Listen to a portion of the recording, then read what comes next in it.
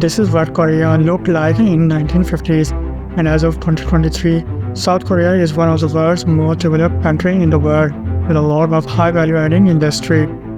But this was not always the same. The real Korean miracle happened a few decades ago, and this came with a hefty price, and Koreans are still paying it. In South Korea, there are more people dying than being born. It has the highest suicidal rate globally, and on top of that, its population is shrinking way faster than any other developed country. It is projected that at the end of the century, South Korea will lose more than half of its population. The same miracle that brought up South Korea from the ashes of Korean War is now becoming the cause of its extinction. But the question is, how?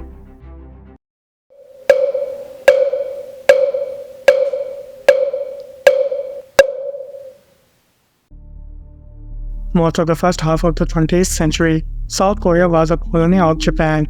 After World War II, Korea gained independence, but the country was divided into Soviet-backed North and US-led South immediately after it was liberated from Japan. And in 1950s, the Korean War happened, in which almost all infrastructure of South was destroyed. Homelessness peaked, and economic growth went far below than that of North. In order to deal with the crisis, instead of encouraging small businesses, the Korean government provided financial incentives, subsidies, and loans to the chaebol to help the economy grow and become the pillars of South Korean economy. The chaebol was the group of ruling elite of Korea. The chaebol heavily invested in modern technology and laid the foundation of the Korean economic boom. The global corporation was made and soon started to produce almost everything from modern-day smartphones to colossal container ships. And this needed qualified and skilled workforce, and this is when the education enthusiasm in the Korean youth started. More and more young people wanted to be educated, and government heavily provided high-quality education and facilities to the public. Just a few decades ago, only 22% of the population could read and write, but soon it became the most educated country in the entire world, where more than two-thirds of young people have university degrees.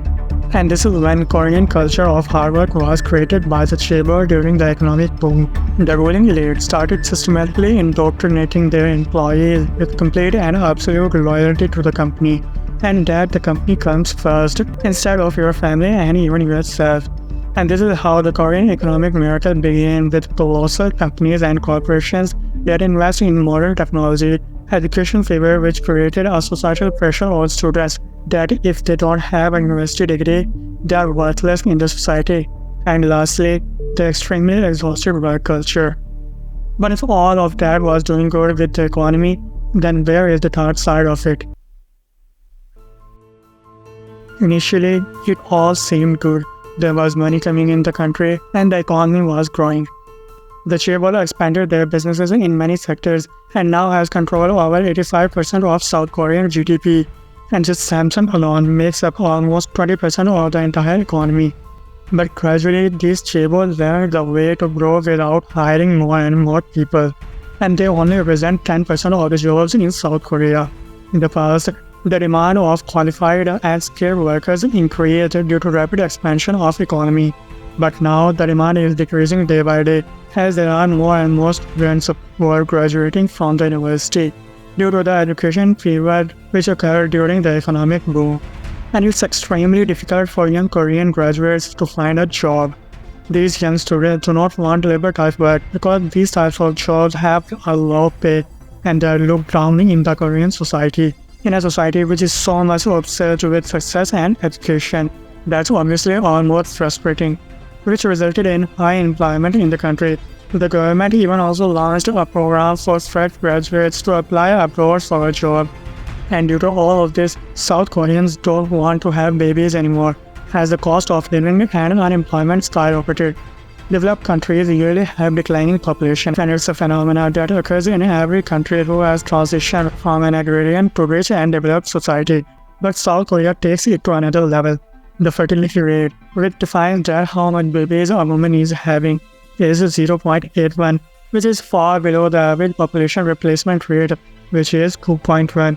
It means if a country wants to maintain or stabilize its population growth, then the fertility rate should be at least equal to 2.1, which is 2.5 times less in South Korea. This is a population projection chart of South Korea.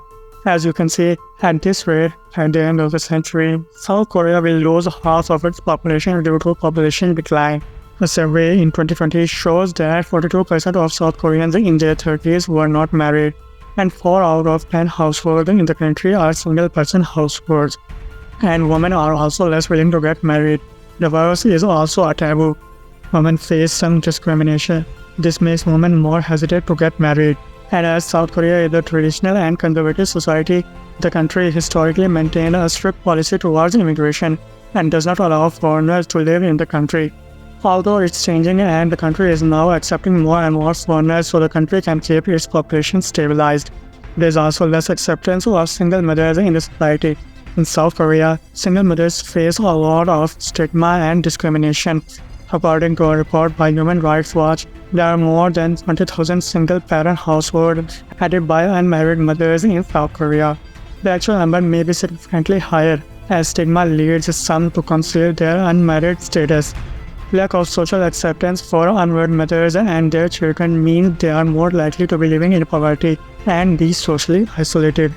The role of women in South Korea has been evolving over the years. According to a study published in the Asian Journal for Public Opinion Research, South Korean women are increasingly seeking professional careers and are more likely to believe that both spouses should contribute to their family income. However, societal expectations and personal values still play a significant role in shaping women's role in South Korea. For instance, a majority of respondents in the same study agreed that a married woman's social status is dependent on her spouse's social status, and the children are women's business. However, public attitude towards single parenthood are changing. A recent survey found that 31% of South Koreans accept having children without getting married. The South Korean government has also passed laws to combat discrimination. Government is also trying to encourage birth rate, which is historically low in the country. And the most fun part is that the government is spending $12.5 billion every year on childbirth, but the birth rate is still decreasing day by day. The government pays more than $700 to the parents of newborn baby. And the worst part is that the government continues to opt for this path. Despite that, it doesn't work. In rich countries, low birth rates are due to social and cultural factors and less to do with the economic problems. Wealthy parents tend to spend their money on their children and therefore want fewer children. It is astonishing that the miracle which helped South Korea to become the most prosperous and technologically advanced nation in the world has now become the cause of its slow and painful extinction.